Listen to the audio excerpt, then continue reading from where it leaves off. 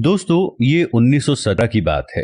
Iraq के पहाड़ों में बरतानवी जनरल स्टैनली मॉवदे का एक चरवाहे से सामना हुआ।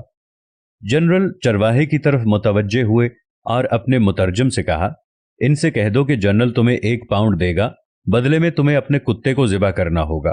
कुत्ता चरवाहे के लिए बहुत अहम होता है। ये उसकी बकरियां चराता है, दूर गए रेवड़ को वापस लाता है, दरिंदों के हमलों से रेवड़ की हिफाजत करता है। लेकिन पाउंड की मालियत तो आधा रेवड़ से भी ज्यादा बनती है। चरवाहे ने यह सोचा, उसके चेहरे पर मुस्कुराहट फैल गई। वो कुत्ता पकड़ लाया और जनरल के कदमों में ज़िबा कर दिया। जनरल ने चरवाहे से कहा, अगर तुम इसकी खाल भी उतार दो तो मैं तुम्हें 1 और पाउंड देने को तैयार हूं।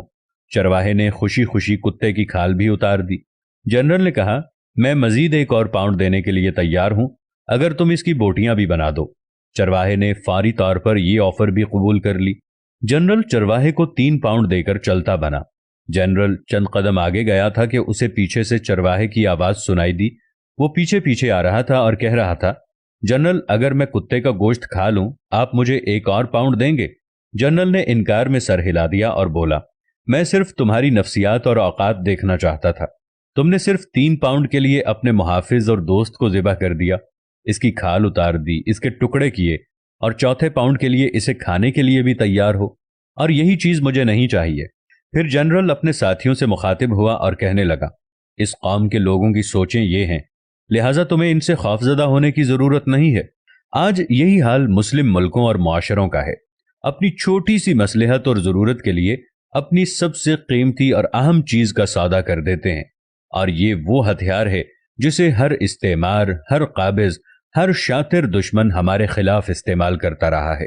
इसी के जरिए इसने हुकूमत की है और इसी के जरिए मुल्कों को लूटा है। आज हमारे दरमियान, हमारे मुल्कों में कितने ही ऐसे चरवाहे हैं जो न सिर्फ कुत्ते का गोश्त खाने के लिए तैयार हैं, बल्कि अपने हमवतन भाइयों का गोश्त खा रहे हैं और चंद टकों के एवज अपना वतन बेच रहे हैं। ये वाकया डॉक्टर अली अलवर्दी की अरबी किताब लम्हातुल इज्तिमाइया मिन तारीखिल इराक से लिया गया है, लेकिन मौजूदा हालात पर बिल्कुल फिट बैठता है। कुत्तों की दौड़ के मुकाबले में एक मर्तबा एक चीते को शामिल किया गया, लेकिन ताज्जुब की बात यह है कि जब मुकाबला शुरू हुआ तो चीता अपनी जगह से हिला तक नहीं और कुत्ते अपनी पूरी कुव्वत के साथ मुकाबला जीतने की कोशिश करते रहे। चीता खामोशी से देखता रहा। जब मालिक से पूछा गया कि चीते ने मुकाबले में शिरकत क्यों नहीं की, तो उसने दिलचस्प जवाब दिया।